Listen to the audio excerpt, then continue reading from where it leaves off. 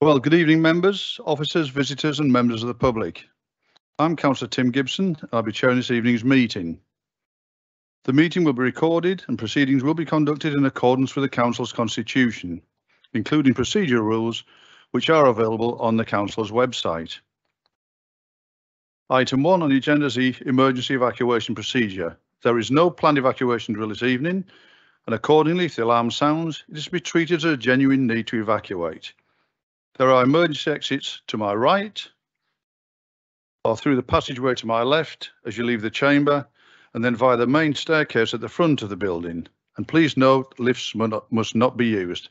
In the event of the alarm sounding this evening, could I ask any members of the public in the public area, please come through the small door at the front here and out through the main door, because there's a minor restriction on the main door.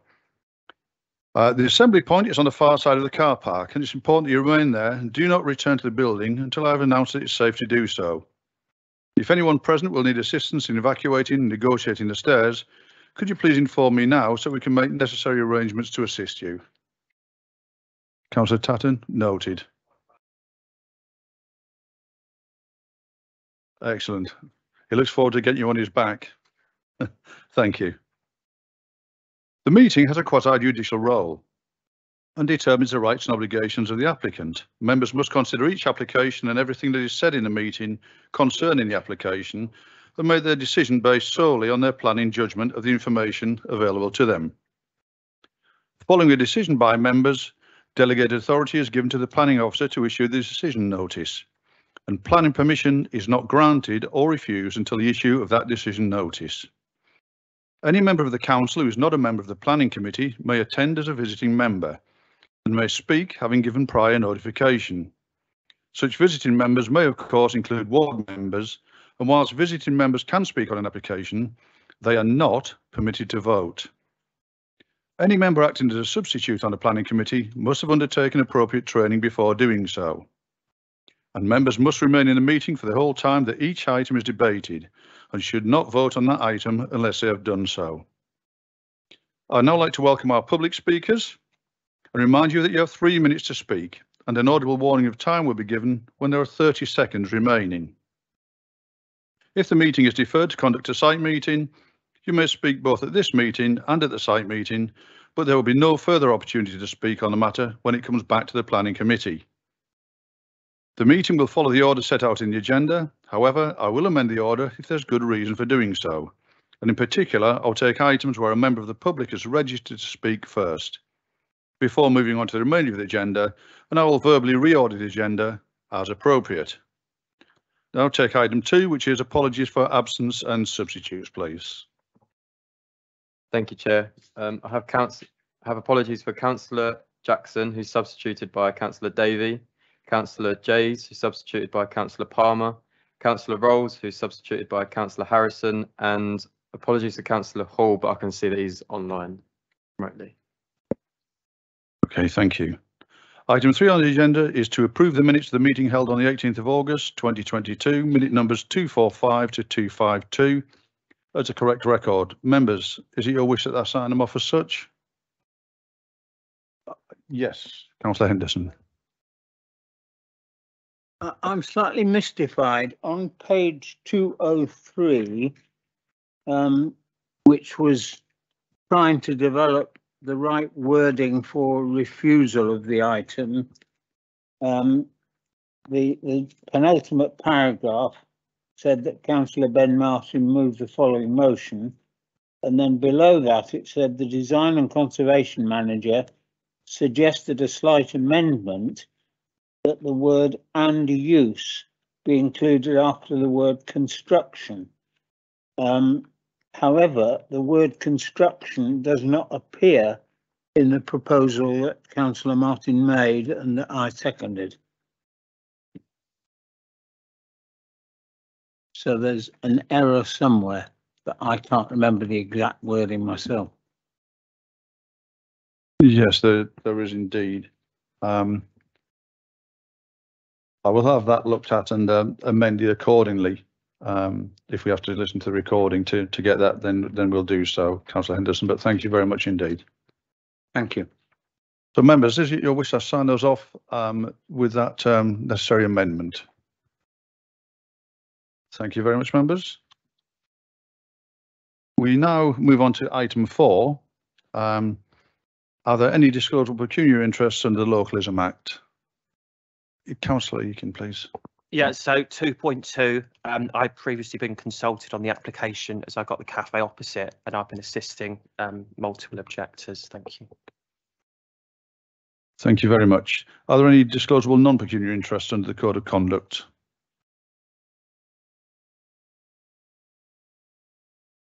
Okay, thank you. So now we're going to move on to item 5, which is our deferred item for the evening. And that is 21/505936 and it's 19 to 21 Mountfield, Queenborough, ME11 5DB. And I thank the officer for an outline and any updates, please.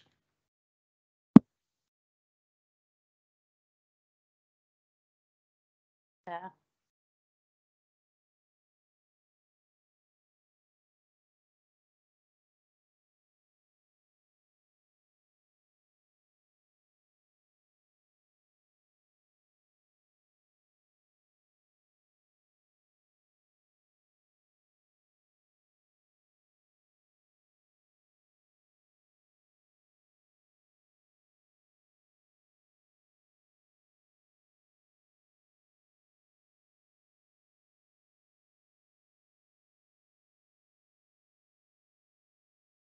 Okay, so the first item is a deferred item from 19 to 21 Mountfield in Queenborough.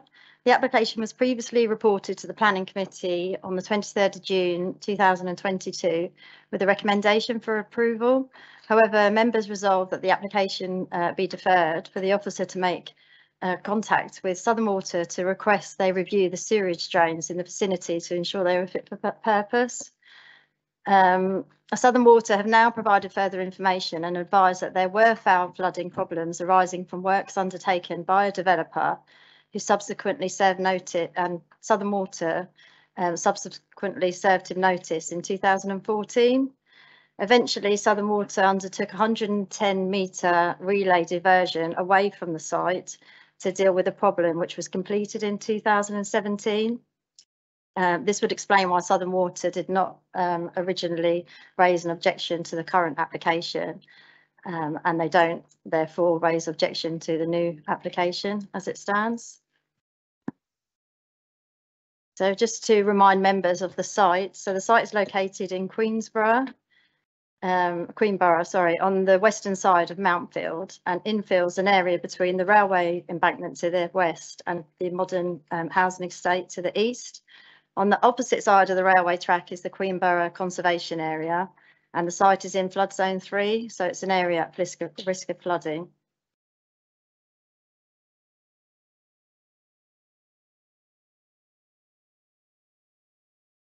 So I've just got some pictures to show you. So this is the site. Unfortunately, it's boarded up at the moment. So, and this is the site, obviously, again, taken from the side. This shows the existing dwellings that are there, which would be immediately opposite the new development that is to be constructed. And this is the view going north, showing the other sets of houses that are there. Turning to the development proposal itself, it comprises of a small terrace of 3 blocks, and it's identical to the original permission of the houses that have been demolished, and also identical in design and style of the houses that make up that estate. They're located over 2 stories with the additional story in the roof space. On the ground floor, there would be a garage, an open plan living, a living and dining area, and WC. And the first floor would have the bedrooms and a main bathroom. And that's the end of the presentation. Thank you. Yeah. Thank you very much. I move the officer recommendation. Could I have a second, please? Councillor Martin, thank you. We've got ward members with us within the committee. Councillor Marchington, did you want the opportunity to speak? No, no further comment on this one. Thank you. Thank you. I'll take Councillor Martin first, please, and then Councillor Henderson and Councillor Winkles. Yeah, nothing much to say, just a brief request that we correct the date on the previous application that shows us the 22nd of November 2022 should read 2006 by my reckoning. I don't think we made a decision in the future just yet. No. Thank you, and we'll address that one. Councillor Henderson. Yes, Mr. Chairman, I'm happy with the Southern Water answers, but there is another aspect which is mentioned, and that is soft landscaping to improve biodiversity and the ecology of the area. There's a condition 6 which says all hard and soft landscape works shall be carried out in accordance with the approved details. First of all, can I clarify that there are approved details already?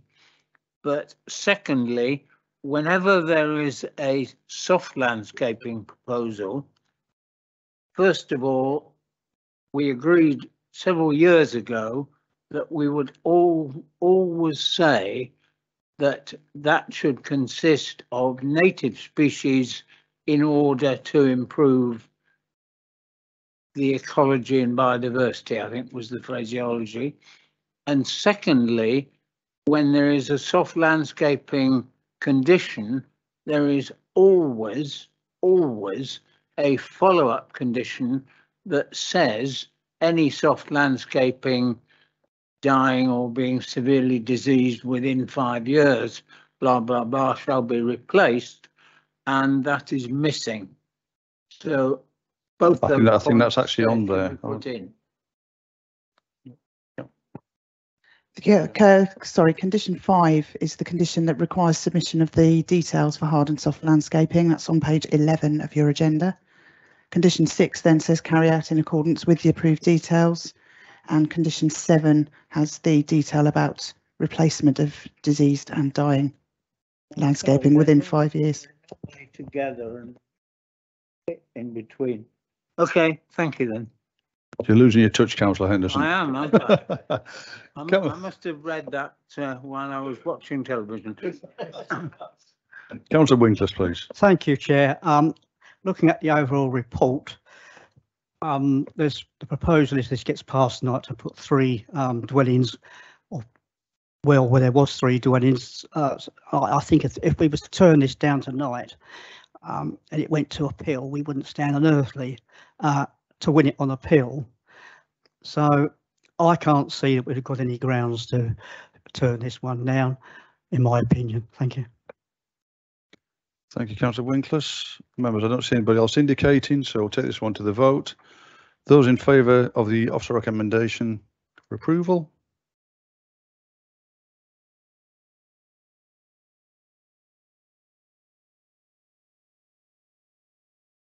That's 15. Those against?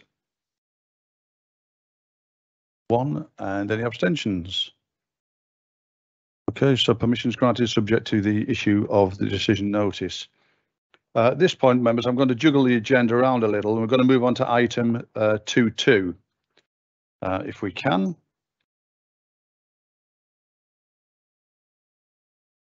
And this is 21/505047 AGR REQ. And I thank you also for an outline and any updates, please.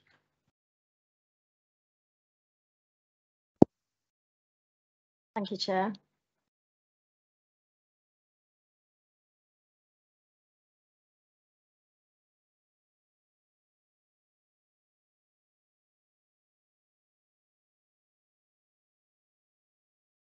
Okay, so this application, it's not a planning application, it's for prior approval. It's a prior notification for the erection of a steel portal framed agricultural building designed for the secure storage of hay, haylage and straw. Members will note that this is a prior approval and it relates to siting, design and external appearance only. They are the only matters that can be considered as part of the application. So the site is located in Laysdown, within the wider setting of Muswell Manor Farm. To the east lies Muswell Manor Holiday Park and the Grade 2 listed Muswell Manor, which forms part of the holiday park.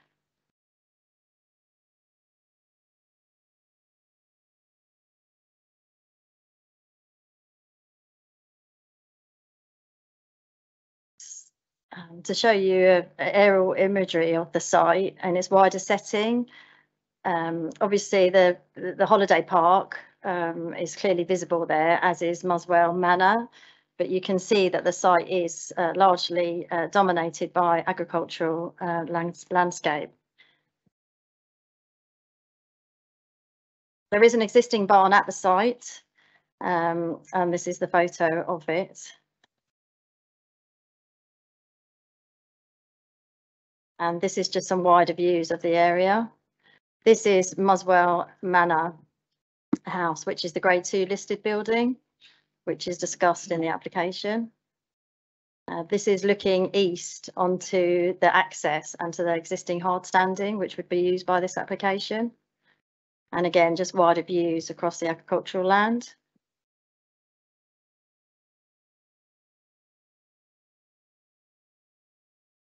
It's important to note that this drawing itself is superseded, but when the application first came in, the area of the red line is where the agricultural barn was proposed to be positioned. It was revised onto the course of the application to try to address issues mostly arising from any impacts on the on the Grade 2 listed building. So the siting was amended to being here, which is immediately adjacent to the existing store. So you can see Muswell Farm, and then you've got the barn, the existing barn in between, and now the proposed agricultural building, whereas previously it was sited quite visibly further to the north. And this is just an overview of the agricultural building itself. It's typical corrugated iron, secure shut, because it needs to be secure shut in that area, and painted in green. I would just also like to draw members' attention that we have had a late objection in from Mr. and Mrs. Munns, and that came through yesterday afternoon. And just to give you an overview of their reasons of objection, a brief summary really. So a Grade 2 listed building, so their actual house, sorry. So Mr. and Mrs. Munns are the owners of the Grade 2 listed building. So they say that the Grade 2 listed building is the world's first aerial club. It's in the Guinness Book of Records for all of its aviation feats. And if the application were to be approved, it would be detrimental to the history and integrity of the site. The proposed construction is open to security issues, vandalism and arson attacks. Perhaps the building would be suitable elsewhere, and they would be willing to work with the applicants to find an alternative location for the site. Again, they state that the impact would be damaging to the historical site. Many people use the footpath and bridleway, and the proposal would obstruct views and impact on the natural surroundings. But there are the proposal would give rise to the use of large commercial vehicles, which would have a damaging and dangerous impact on the road. And they also have raised issues regarding noise, obviously noise from machinery and other aspects of agricultural use. That said, just to remind members that this is not a planning application, it is a prior approval, and all we can consider under this application is the siting, design and external appearance. That's it. Thank you. Thank you, Chair. Thank you very much. Could I now invite Sharon Munns, please, to speak on this item?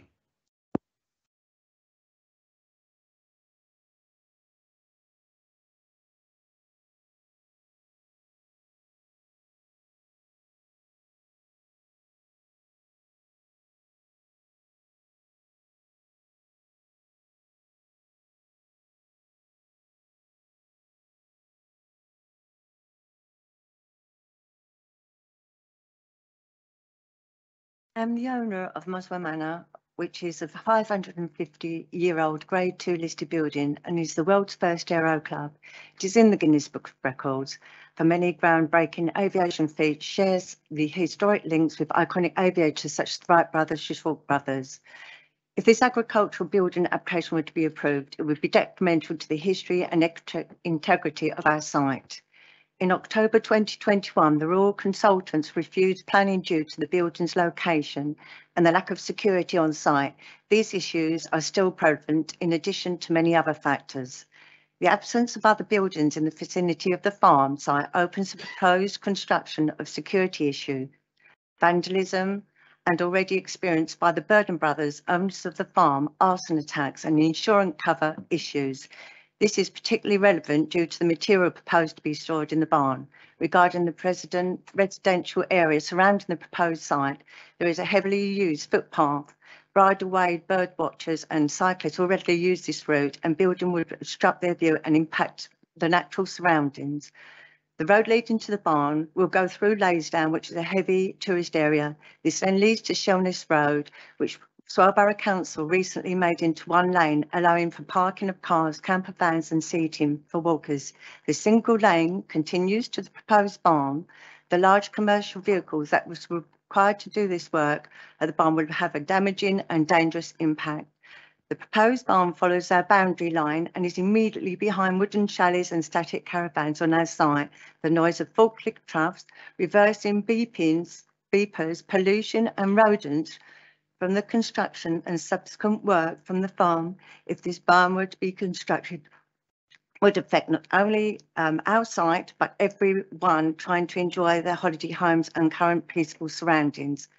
The large heavy-duty vehicles collecting the 3,500 bales of straw travelling on the unmade road will produce noise, stress, sleep deprivation and dust inhalation directly against the planning advice of the National Planning Policy Framework.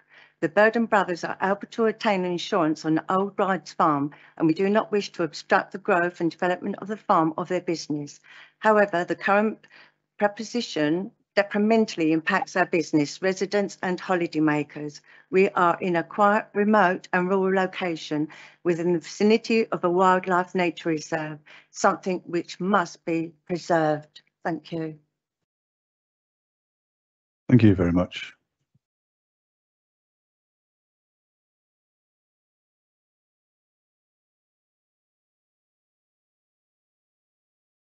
Could I now invite Councillor Tatton as ward member to speak on this item, please?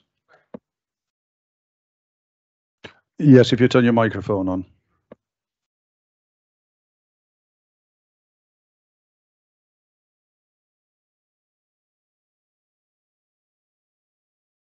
Thank you. I concur with the issues raised by Mrs. Munn and have added a couple of my own because of the other residents and communities within the vicinity of this proposed upgrade, if you like, of the facility requested by Burdens. One, we've just recently had the harvest. And if you'd seen the size, length and height of his hay, there was no straw of his hay being pulled through Laysdown on Laysdown Road and depositing and filling up our drains with the straw. You would see where I'm asking it that all those types of vehicles be sheeted if he gets the go ahead. Another thing, because of the previous circumstances with the Burden brothers and the arson and alleged other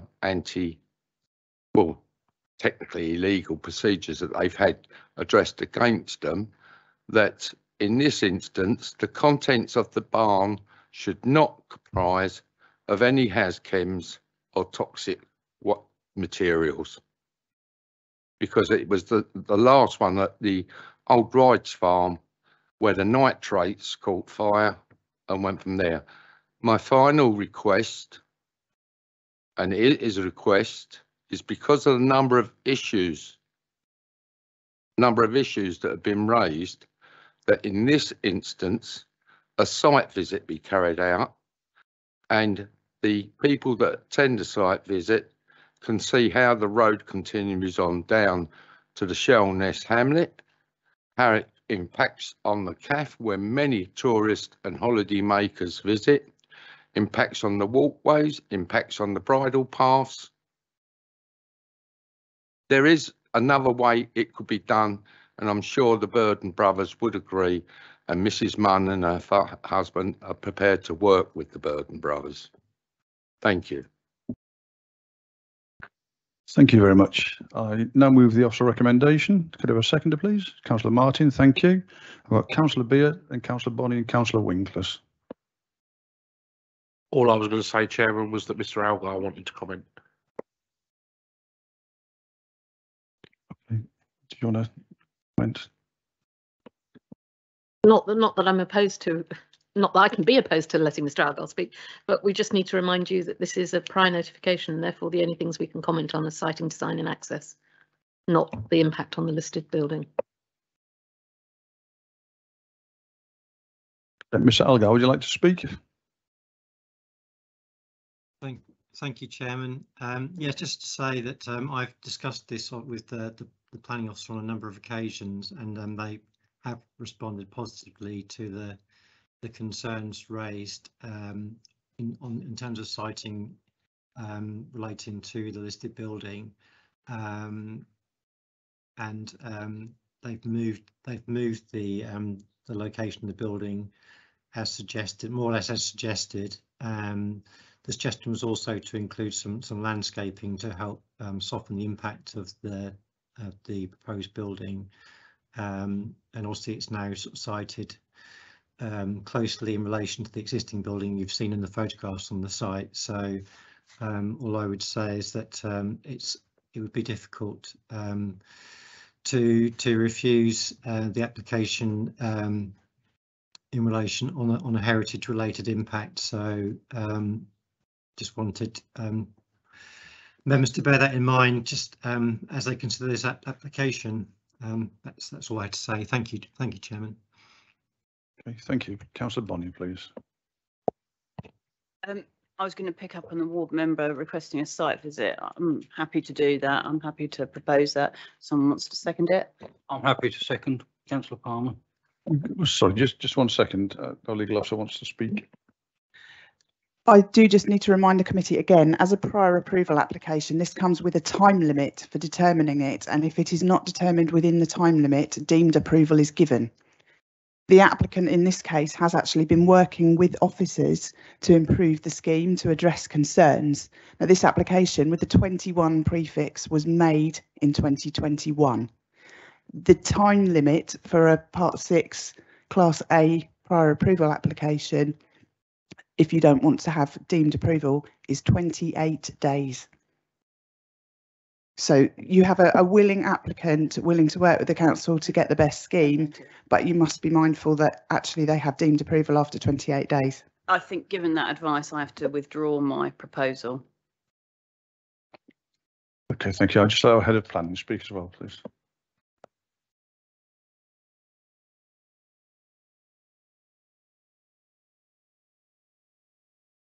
Okay, thank you. Councillor Winkles, you wish to speak? I was just going to second the site meeting, and that's been withdrawn. I've got nothing to say at this stage. Thank you. Thank you. Councillor Darby, please. Mr. Chairman, I actually go against that, and I would prefer to have a site visit and we could see the impact. If we can fit it in. It's not in. I propose a site. Yeah, the thing is, we've just heard that this needs determining. If it isn't, it'll be determined for us anyway. So we. When? I mean, if you say 28 days from when? Beyond the 26 days. Yeah, we're obviously well beyond the 28 days because at the moment we have a willing applicant, and I'm not clear whether the officer and the applicant have agreed an extension of the period of time to determine the application. I would imagine that is the case because it's taken such a long time, and the applicant's clearly been working with officers. But I would imagine that the applicant is hoping to have a decision this evening to allow them then to get on with the works that they want to do. And if there is a further delay, I don't know, I don't speak for the applicant, but the applicant may well not be so happy, may well not grant any further time, may withdraw the extension they've given, and we would then be into the realms of the clock is ticking. So we do just need to be mindful of that.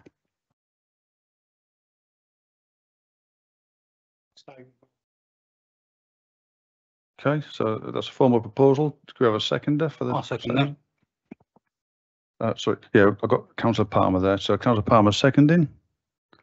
Those in favour of a site visit? Oh, of course you can, yes. On this occasion and others. Yeah, I'm only want to say it's clear at the moment we have a willing applicant and apparently a willing neighbour who are prepared to try and find the best solution. If this was applied for in 2021, it's 7 months out of time already. So I can't see that a couple of weeks for a site visit and then a decision at the next committee meeting is likely to cause a problem if we request both politely to the applicant and the neighbour that a site visit may resolve the problem. So I would suggest that a site visit is actually a perfectly valid idea, and I shall vote in favour of it. I'm just going to bring our head of planning in at this stage. I'm sorry if I'm sounding a bit like a broken record, but I need to remind members that this is a prior notification application, and whilst we do have a willing applicant at the moment, were it to be deferred, there is a potential, quite a strong potential, that the applicant could go ahead and claim deemed consent and build without us having any ability to influence that. The other thing to bear in mind is what would be the purpose of the site visit, bearing in mind that all we can comment on the siting design and access. Okay, Councillor Martin. I have to take an opposing view to my colleague on this one, I'm afraid. If you look, no, not unusual at all, unfortunately, isn't it? Let's be honest, the decision was due by the 9th of December 2021. The price of construction materials has skyrocketed over the past year. If I was an applicant and I could make the permission myself, essentially, at this point in time, and we were, as a committee, to make a decision to delay for a site visit, I'd be saying, stuff it. I'm not waiting and spending another £20,000 plus to buy in the gear to do the job. I'll do it now, thank you very much. Much as I appreciate the desire for a site visit, I just don't think it's practical. I don't think it'll achieve anything.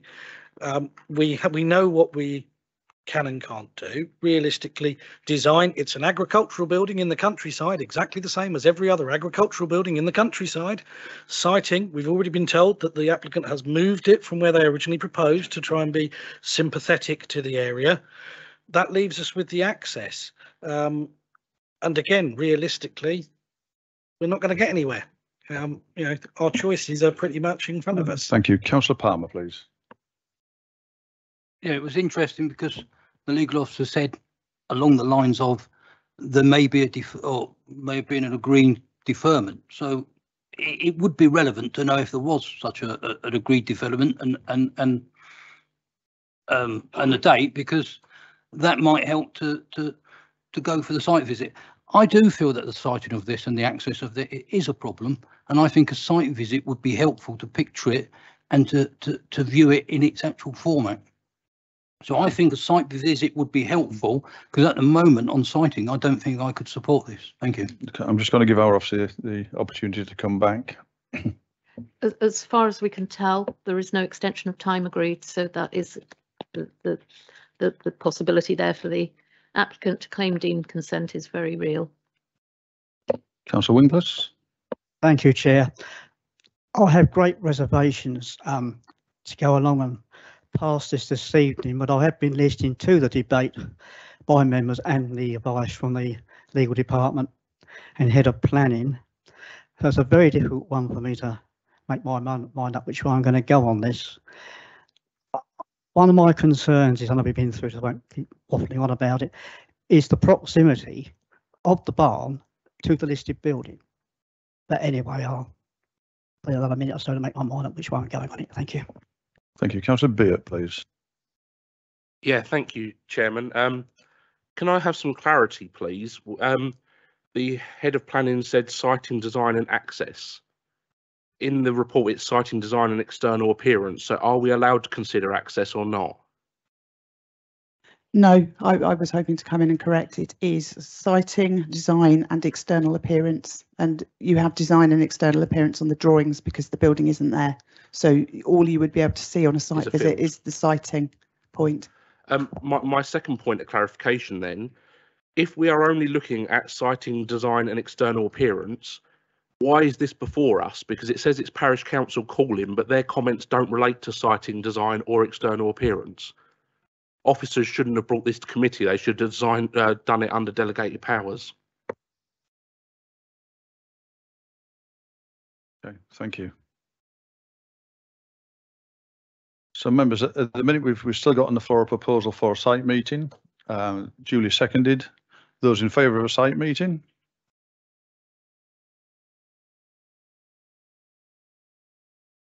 Three. Those against?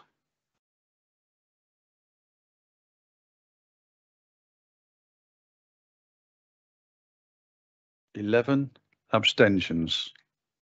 1. Okay, so that motion's lost. Councillor Hunt, please. Thank you. Something else I think we may need to consider as well is if we don't approve this tonight and the time limit is up, officers may be able to clarify, but as far as I can see, the applicant can go with the original proposal that he put in and go for that original siting that is worse in impact than what we have got here this evening.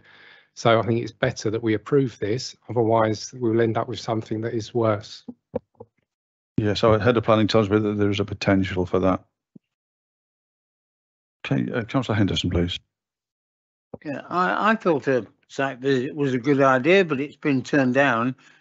So we come back to the proposal, and despite not being able to look at it, I cannot see any justification in actually turning down the proposal that is here. The siting has been improved, I think, no doubt, a better site than was originally chosen. So I think we should agree it. I would only say exactly as I said on the previous one, although it was incorrect that time. Again, the condition on soft landscaping is not as clear as it should be. The condition does say encouraging wildlife and biodiversity, but it does not include the phrase native species for the additional trees which are to be planted there. So I'd be grateful if that could be added to the condition. Thank you, Mr. Chairman. Councillor Hunt, please. Thanks. I'll just comment on that thing because I think it's a discussion we need to have as a council and over the planning and transportation, because a problem that we're having at the moment is native species are putting and they're dying because of the changing climate.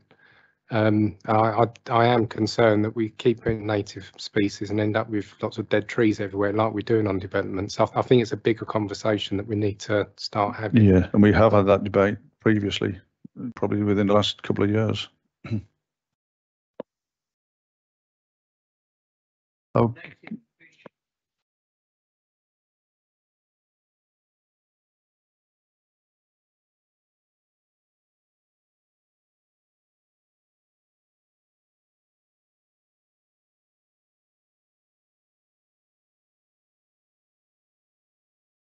Remember, so are you happy for that to be appended? Thank you. So members, those in favour of the Officer recommend, yes, sorry. Just remind members that what you're doing is you're agreeing that prior approval is required and that you're granting that prior approval subject to the conditions listed. You're not giving planning permission per se, because this is a prior notification.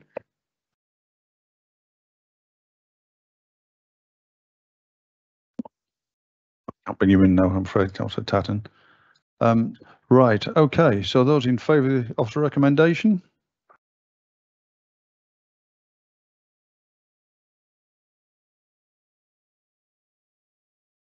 That's 13. Those against? 2. Any abstentions?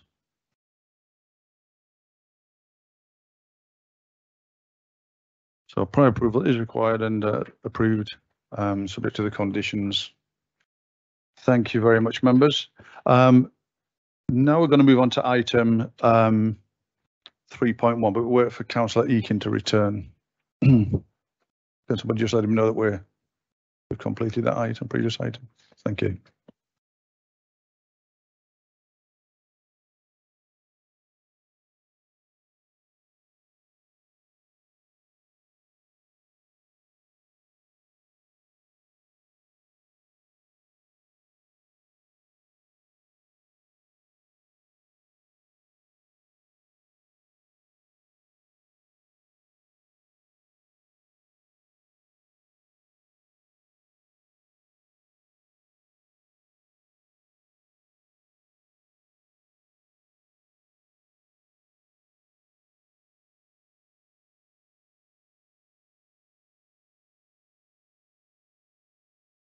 Okay, so we're going to move on to item 3.1, and this is 22/501402 full, and it's the land adjacent to Hinckley's Mill, Tenham Street, Tenham, ME9 9EU. And I thank you for an outline and any updates, please. Thank you, Chair. The only update I have is that we received a representation from the Parish Council for supporting the application 4 months after the expiration of the consultation period on this application. So that's the only update. So this is an application for the erection of a detached dwelling with associated parking and amenity space. I think, sorry, I'll have to put my glasses on. The site is as on the screen at the moment. It's located between 2 Grade 2 listed buildings on a parcel of land which forms a garden area to the converted Hinckley's Mill, which dates from the 16th century. I think it's also worth mentioning that the application seeks permission for the erection of a 4-bedroom detached family home with some limited landscaping and designated parking for 2 cars, and I will come back to that. It's been designed as a modern barn application, and we've got some photographs of the site for your information. So this is, yeah, that's the site there. As I say, the report states that there was no comment from the Parish Council, but it was received fairly recently. We have significant reservations as a planning authority about the impact of the proposed dwelling on the character and setting of the adjacent listed buildings. There was a second reason for refusal of the 2001 scheme, which referenced overly dominant and harmful impact on the adjacent listed building. And whilst it could be argued that pushing the building back means that the new dwelling would have less of an impact, it's still considered that the slight decrease in the level of visual impact would be marginal, and we still have significant concerns. Parking was also a concern, and the amount of parking proposed is below and contrary to the council's parking SPD, which would expect at least 3 off-road parking spaces in a property of this size. So the recommendation, when we're looking at the planning balance, whilst we appreciate that this dwelling would contribute to the current 5-year housing land supply deficit, it's not significant enough to outweigh the fact that the proposal is contrary to both national and local policy, which aims to protect those rural areas, and therefore the tilted balance, we believe, does not apply in this application, as the proposal clearly fails to meet the tests set out in the footnote in the NPPF, particularly in terms of protecting the setting of listed buildings, which are defined assets of particular importance, and therefore the recommendation is to refuse. Thank you very much. Could I now invite William Dixon, please, to speak on this item?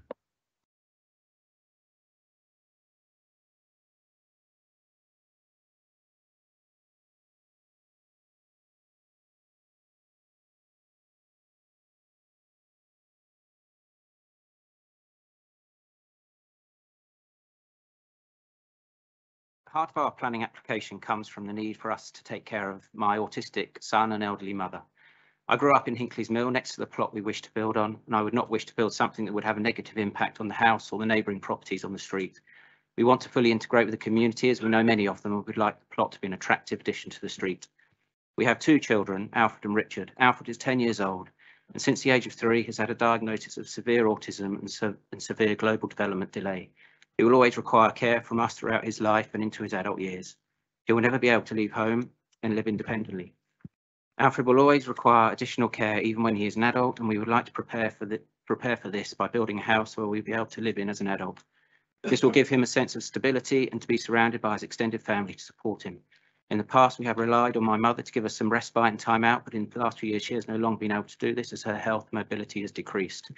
My mother is in her late 70s and requires more care. She has had back and hip operations, leaving her with reduced mobility.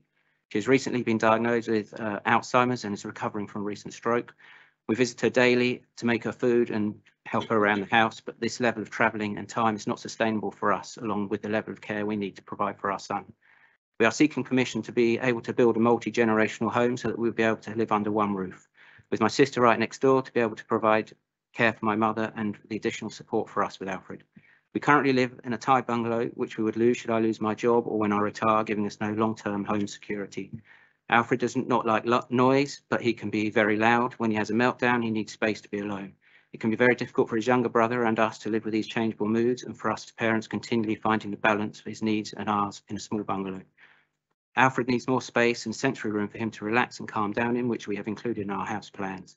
We cannot afford to buy a house with the space we need, but as my sister is giving us the land to build on, it means we would be able to build a suitable home for Alfred and all of the family. This is the only realistic chance to improve Alfred's and our quality of home life. The home we want to build has a ground floor bedroom, sitting area and ensuite. My mother would initially live in this area. This would make everything accessible to her on one level. It would provide her with the care and support she needs from her family, but also gives her an area in the house for an independence. This layout can then be easily adapted for Alfred in later life when he becomes an adult.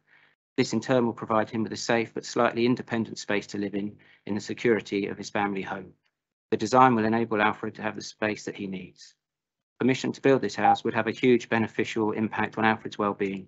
He can mature safely with the love and support of his family, aunties, uncles and cousins in surroundings that will be familiar and safe to him for the rest of his life. Building this home will be life-changing for us. It would have such a positive impact on our lives and the quality of life we can have as a family. Thank you. Thank you very much. We've got no ward members in attendance and they haven't asked to speak. I know it was called in by Councillor Bowen. But there we are. So I'll move the officer recommendation for refusal and a seconder, Councillor Martin. Thank you. Members, anybody wish to speak on this item? Councillor Palmer, please. Yep, I think the report's very well put together.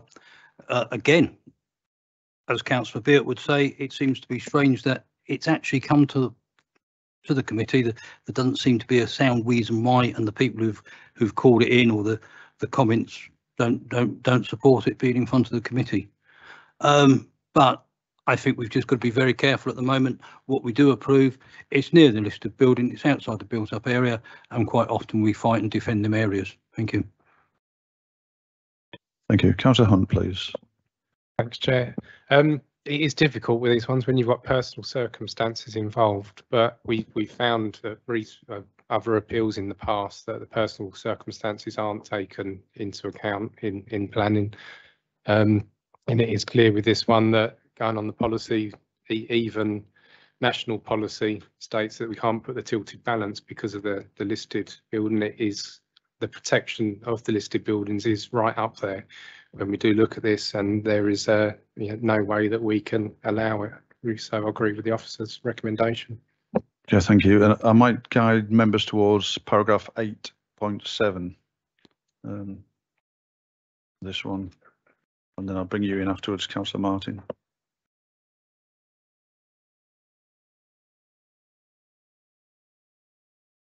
On page 58, apology.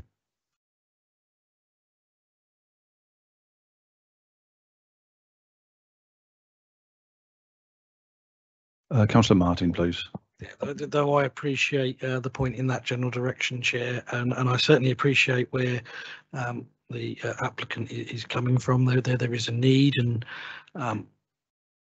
it's clear that this seems to be the right sort of solution for the problem. The problem is that the design isn't exceptional, and actually to put a building in between two listed buildings in the countryside, it has to be a design of exceptional quality, and this just isn't. The roof line doesn't match up on the street scene. I know it's going to be hidden behind a hedge, but it's still going to be out of place. There's lots to be praised in there. I mean, it's wonderful to see a passive house standard being applied, but again, it's just not of the design quality that would be needed for us to be able to pass, I don't think. I'm not saying there isn't a way to reach that, but I can't see what that would be right at this minute. Thank you. Councillor Henderson, please. Yeah. Can I say, first of all, I think I should probably declare a non-pecuniary interest in this development, as I have a seriously autistic grandson rather than son. But I'm confident that I can take an objective decision, so I shall speak and vote on the matter. I'd like to ask the head of planning whether she thinks that it is possible to design a house in that location which would be acceptable in planning terms. It may be possible, Chair, to design a house that would be acceptable in that site, but I find myself in the position of having to remind members that you are determining what is before you for determination, not what we might wish to see. No, I appreciate that, because I tend to agree with my friend next to me that I don't think this stands as something which can be accepted, but I would certainly like to encourage the applicant to work with our design and conservation officer to find something which is acceptable, doesn't impact. I know the area, so I know where it is. That doesn't impact seriously on the nearby listed buildings, and is of sufficiently exceptional design that we could approve it. So I don't think I can approve this, but I hope we can approve something in future. Thank you, Mr. Chairman. Thank you very much. Councillor Winkler, please. Thank you, Chair. Though I sympathise with the residents, as it's been said, it's not a planning consideration. And as already been just said, I feel that earlier on, I feel that if we was to pass this, we set a precedence for other applications that may come in. So I'm afraid I would have to agree with the officers on this one. Thank you. Members, I'll take this one to the vote then. Those in favour of the officer recommendation for refusal?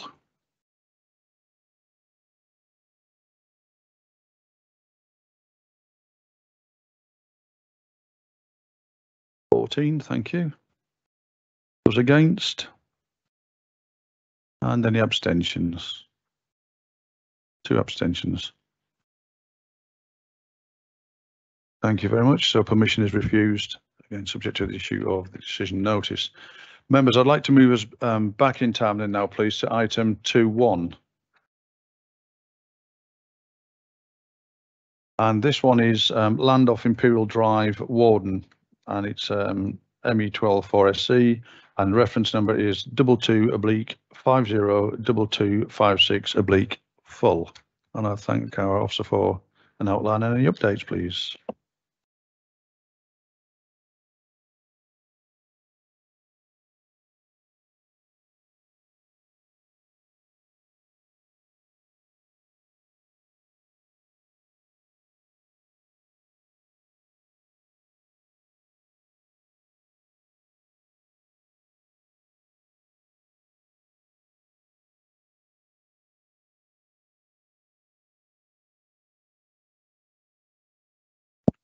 Sorry for the delay there.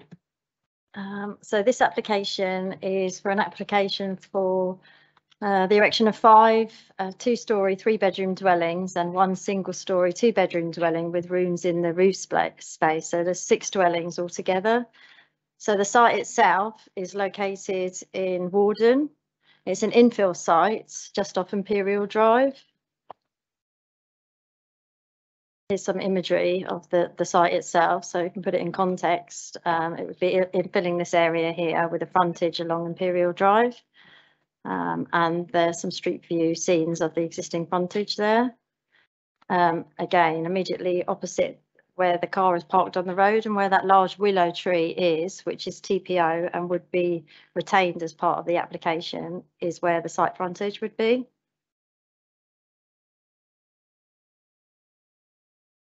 So it comprises of 6 houses. So plot 1 here will be a detached 2-storey property. Plots 2 and 3 will be 2-storey pair of semi-detached houses. Plot 4 will be a detached chalet bungalow. The reason why that differs to the others is because as part of the revisions of the applications to the east, the houses here to the east are bungalows, whereas the houses which go to the west are 2-storey houses. So it was plot 4 was really to create an appropriate step change between the properties on either side to make it visually acceptable on the street scene. Plots 5 and 6 towards the rear, again, are a pair of semi-detached houses. All of the houses are provided with parking for the minimum of 2 parking spaces per dwelling. There is some overflow to additional parking spaces for visitors. They've all got gardens which exceed 10 metres in depth, and they are all meet the internal national space standards. Ground floor is open plan living area, and the bedrooms and bathrooms are located on the first floor. This is just showing you an elevational drawing of plots 6 and 5. So these are the 2 properties that would be located towards the rear of the site. And this is the site's frontage. So this is if you were looking from Imperial Drive itself. So these are the pair of semi-detached, and this is the chalet bungalow that I was just talking about a little bit earlier to create that appropriate step change on the street scene. And that's the end of the presentation. I would just like to add that under the course of the application, it was revised to allow for the willow tree to remain, which is TPO'd. And also, while Highways had no objection to the application, they did ask the applicant if they would be willing to make up the road to the front of the site, because it is an unmade road. And we did have a number of objections regarding the road itself, which really related to the fact that it was unmade. There are people from the houses here to the south which park on this strip of land here. And some other concerns that we did have later on was that if this was to be tarmacked and made better, then it could potentially become a little bit of a rat run for the houses that go on to Thornbury Drive. But going back to Highways comments, even though they didn't have to do it under the course of the application, the applicant was willing to do that, make the unmade road good, and we have added that as a condition so that it could be imposed later on. Thank you. Thank you very much. Councillor Tatton, did you want to speak on this one? Thanks, Chair. To my knowledge, this is the second application. Prior to the TPO going in, an attempt was made to put property on the rear of those other houses in Thornhill.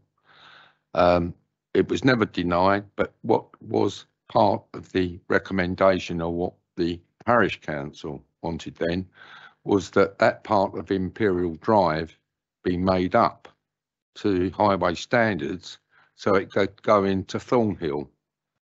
Where someone sees a rat run between Imperial Drive and Thornhill, I don't know, because you can see my house on there as well.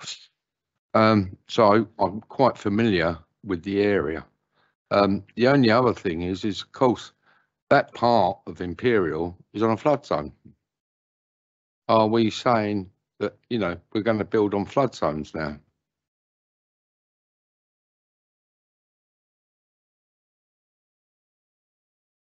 Thank you. Sorry, Chair. That's okay. No, that's fine. Thank you very much indeed. Okay, I now move the officer recommendation. Could I have a seconder? Thank you, Councillor Martin. Members, any comments? Councillor Beard and then Councillor Palmer. One item for clarification. In terms of making the road good, will it be adopted? If the Highways Authority have asked for that, have they committed to adopting it?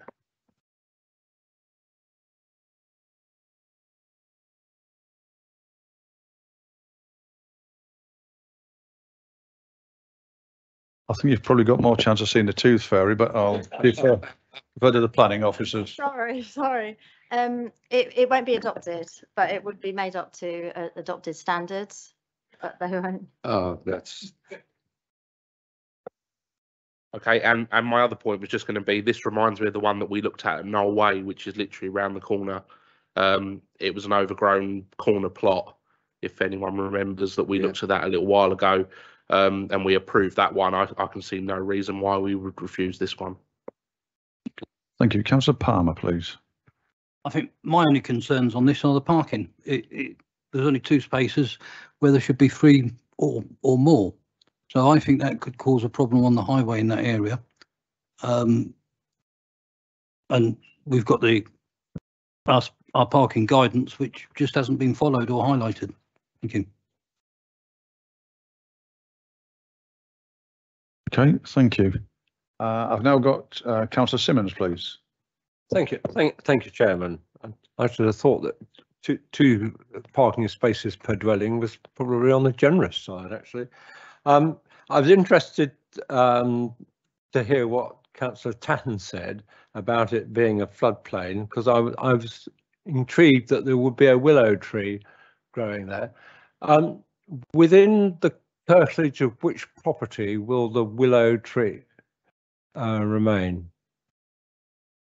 Can you help us on that one, Rebecca, please? Yes, so it's not actually in anybody's curtilage, it's just on the frontage of the site. Right. So it'd be separate too. Okay, so if I could come back, Chairman, Yes. I'm just concerned that it seems obvious to me that had the willow tree not got a TPO on it, we would be looking at an application for 7 houses and not 6 houses. And I'm just wondering what the status of that plot of land with the willow tree is. Okay. Thank you. Councillor Davey, please. Thank you, Chair. I'd like to follow up briefly on Councillor Simmons' point there.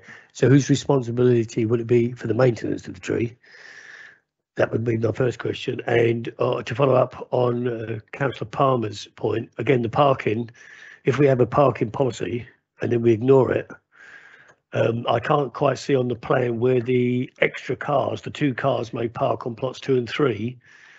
And I think looking at the overall design, they're not pretty designs, and the site looks very busy.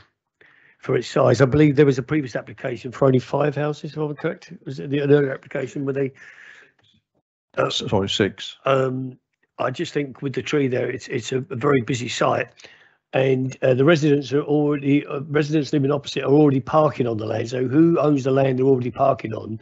Because it would appear to me they're parking on land they don't own, and it's kind of they've adopted it as a parking space. Thank you, Chair. Yeah, I'll bring our head of planning in. Thank you. A condition could be imposed for a management plan for the site which would cover the TPO tree.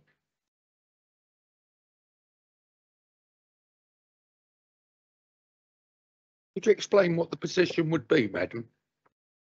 Please. Sorry, Councillor Tatton, you shouldn't be speaking. You just see as a ward member. So, okay, Councillor Bonney, please. Yeah, so it's going back to the tree. It's obviously got a TPO on it, and I think as we've heard from previous councillor, they obviously like a lot of water. So have we got any kind of indication that if we construct on this site, we are not causing a detrimental impact to that tree? Because those tree roots are pretty close to a house. And if you start digging out foundations, are we going to start then impacting that tree? Because I can't see any commentary in here from a tree officer. Unless I've skipped it, which is quite possible. But I did see keep 822. 822.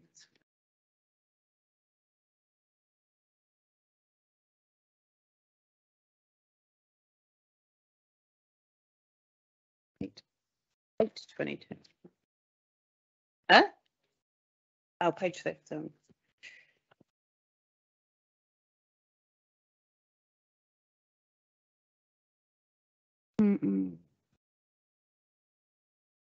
Yeah, I'm not, and I'll also get thinking about the management plan. I'm not sure management plan cuts the mustard in the future going forwards, because who's going to be responsible for maintaining all of the houses? Is it going to come out of a service charge? Are they going to have an estate management plan?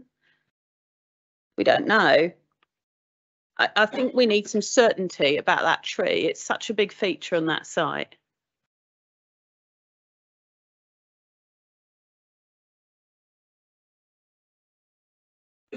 Councillor Winkler, please.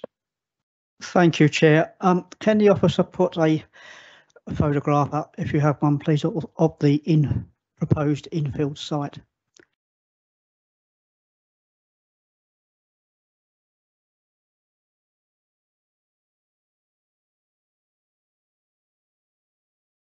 Right, okay. I just want an idea of what it looks like at the present time. Is there actually a photo of this tree that has been spoken about tonight? Okay, yeah.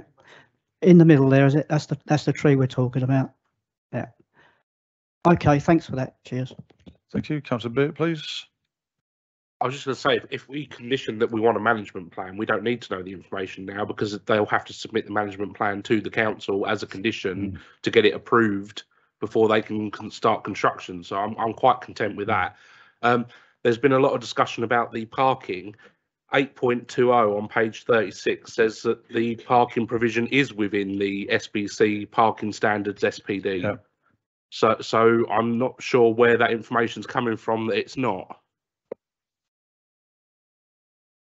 Okay, Councillor Hunt, please. I agree the management plan will cover everything. I don't know whether just to make sure that within that management plan that there is exactly who is going to be responsible for it, because we can have a management plan that then doesn't say that. Whether we need to be saying it as an informative on there that should be included in it, or whether we can put that into the condition. But just to clarify that future management and the responsibility needs to be included. Yes, I'm sure that could be clarified, either by an informative or within the wording of the condition itself. Councillor Palmer. Just to clarify then on the parking spaces under 2.3 on page 32, sorry, it does say in there each dwelling will have 2 parking spaces. So there's either a clash at this or or the one that Councillor Beard highlighted, but it clearly says each property will have 2 parking spaces. No, the SPD says 3 plus. It's a rural area.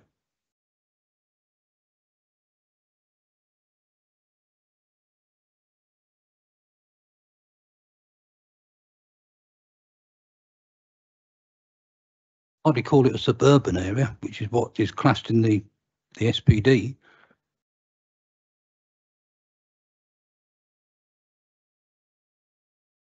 So we would consider it to be a suburban area, and there's a requirement for 3-bedroom houses to have 2 to 3 spaces per unit.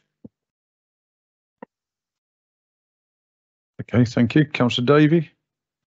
Yeah, thank you, Chair. Sorry to keep rattling on about this. Page 34, halfway up, plots 2 and 3 are only shown to have 1 parking space each, rather than 2 that would be required to conform with the Borough Council's adopting parking standards. The second vehicle is likely to park in tandem, therefore. And then on page 36, 820, it says that 2 spaces are provided per dwelling. And this provision is in line with the adopted SPC parking standards. So I think there is some conflict there over what is and isn't the standard, and how many parking spaces the various plots have. Thank you, Chair.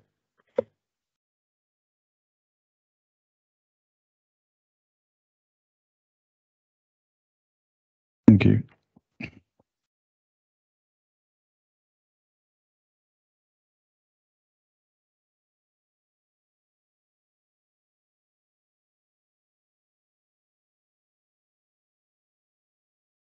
So we're just looking into that there, and our SPG does allow provisions for tandem parking.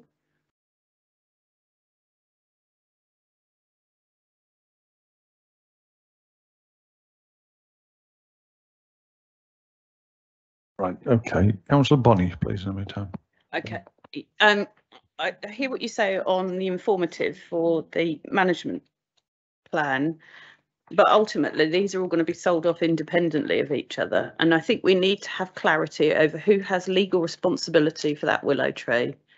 And I think a management plan doesn't cut the mustard. So I think we need to get to the bottom of that. And I think if you look at the Kent design standards, they will tell you that, and nationally, that tandem parking spaces are not best practice. They don't rarely get used as 2 spaces. Something else gets shoved there. You know, if we could have some clarity on that. I think sometimes we accept them where maybe there's other options available. But this is a compact site. I think we already are accepting by what's been said by the ward member about the neighbours opposite parking on this land. So there's clearly a problem with parking around there. And if we are putting in place a scheme where we're just about cutting the mustard on parking, but actually we're using tandem spaces which aren't best practice, I think we're storing up a problem for the future.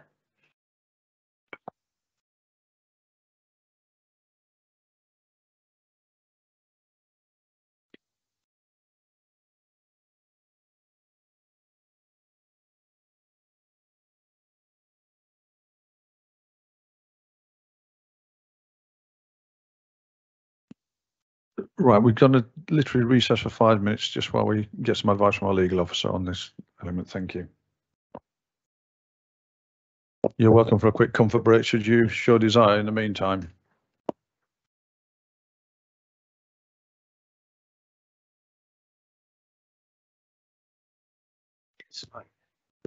Yes, I do. Could you just stand there, please, Tony? Jimmy, you've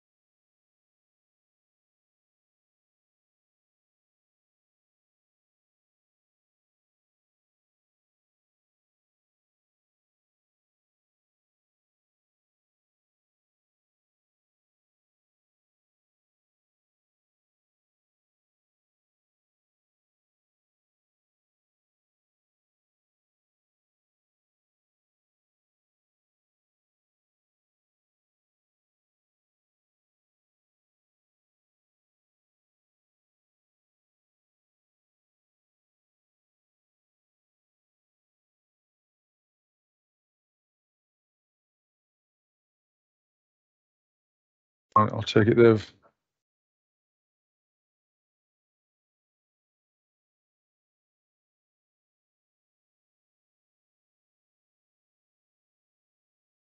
They've nearly had 15. Okay, members, I'm just going to hand over to our head of planning. Or It appears I've been upgraded significantly. promoted in the field, obviously. Thank you very much. So if members were minded, we've taken legal advice on trying to secure the ongoing maintenance of the tree that's protected by the tree preservation order. Obviously, at the moment, it would be subject to the landowner. That may continue to be the case. So we would propose through delegated powers to change the wording of condition 19 to read, prior to reaching slab level on the development hereby approved, details shall be submitted to and approved in writing by the local planning authority, including a working methodology and tree protection measures recommended in the submitted arboricultural and planning interrogation report by GHA Trees and the tree protection plan provided on the 15th of August 2022. Details of ongoing maintenance and management of the tree and details of responsibility. The development shall be carried out in accordance with the approved details.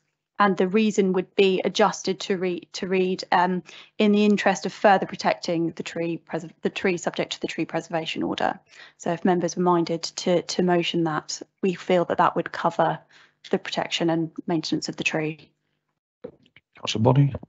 Okay, so I speak with some ward experience here of TPO trees that don't get maintained. If that ends up in a £1 SPV with no financial substance behind it and nothing can be done. Normally it would go with a household who has or some sort of structure, but I can't see into that. I don't have any visibility into that. I'm happy and prepared to delegate it to officers to come up with a suitable option, but you need to think about in the long term, so 5 or 10 years down the road, who is going to be responsible for that? Because we are granting this planning subject to that tree staying and being properly maintained. And willows do need maintenance. They collapse, they become quite brittle, and they do need that proper maintenance programme, but it needs to be with an entity that has the ability to maintain it. Cheryl may wish to sort of correct me on this, but absolutely, in terms of managing it. So the condition would require those details to be set out, and then that becomes a legally enforceable condition. So we would obviously have details through Land Registry of who that landowner is alongside that condition, which would provide the details of responsibility, and then we could enforce if that management plan wasn't being adhered to. But Cheryl may wish to sort of confirm that position. No, okay. Councillor David, did you want to come in? Yeah, that was following on from Councillor Bonney. Anyone who would take a walk across the Abbey development by Morrison will realise that unless you actually have solid enforcement in place, it doesn't get done. Because the playground is unadopted, it's full of litter. Most of the trees have been broken. There are trip hazards all over the site where monuments of some sort have been broken. And unless we have some teeth, then we can't enforce it. And so I am concerned that we will have no powers to legislate going forward. Thank you, Chair. Yeah, I think I've heard enough to comfort me that we have. But Councillor Beer. Yeah, if you need a proposer and seconder, I'm happy to propose the officer's amendment. I would just throw a quick curveball in. So on that plan, the property that faces onto Thornhill Road is in blue. So it is in the same land ownership as the land that we're talking about. So presumably when they sell off the plots, the plot of land that the tree is on, unless it is sold, will continue being the property of that plot in blue, and it's their responsibility as it is now. That's what we can sort out within the condition. But they are already responsible for it, and I doubt anyone's going to buy the land with the tree on. Okay, so we got your proposal, seconded by Councillor Hunt. Councillor Harrison. I do apologise, Mr. Chairman, but we seem to have lost sight of the parking again. you know, they've only got one space each, but you can have tandem parking, which is not best practice and all the rest of it.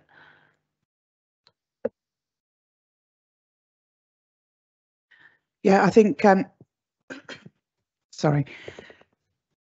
Although tandem parking is recognised as not being best practice, it isn't contrary to policy. So there is a difference there. You are able to legally provide tandem parking. I agree it's not best practice because it involves shuffling of cars and things around, but there's nothing in law or in the parking standards SPD that specifically restricts it. It's advised, you know, it's not ideal. It's words along those lines. So there isn't actually technically anything that can be done with a proposal for tandem parking. Councillor Hunt, please. Sorry, can I just clarify with legal, because I left the room, so we'll need to declare, I will need to not vote on this.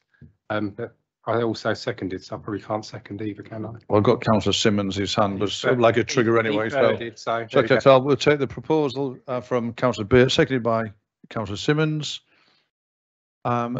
Those in favour? With the suitable delegations, of course.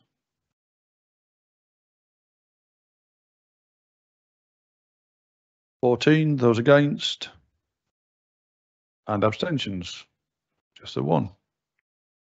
So permission is granted subject to the, oh, of course. Thank you. Not that I'm in a hurry. Okay, so that's the amendment is carried. So now for the officer recommendation, those in favour?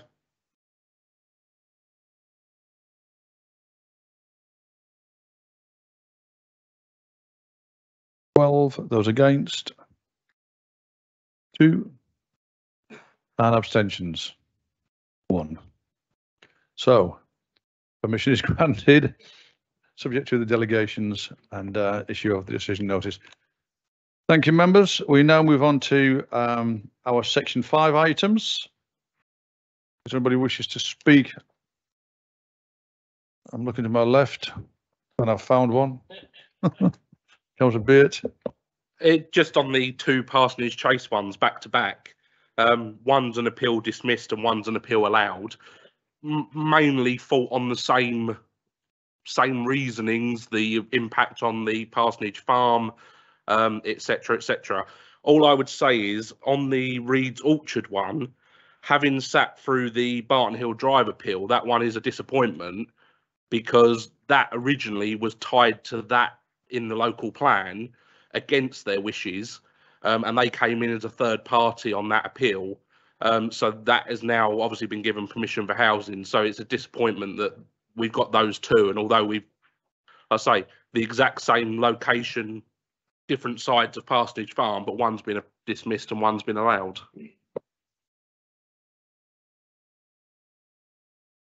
I can't see anybody else indicating.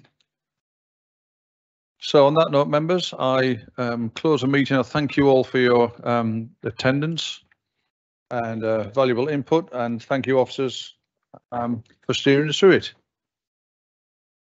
Safe journey home, and look forward to seeing you next.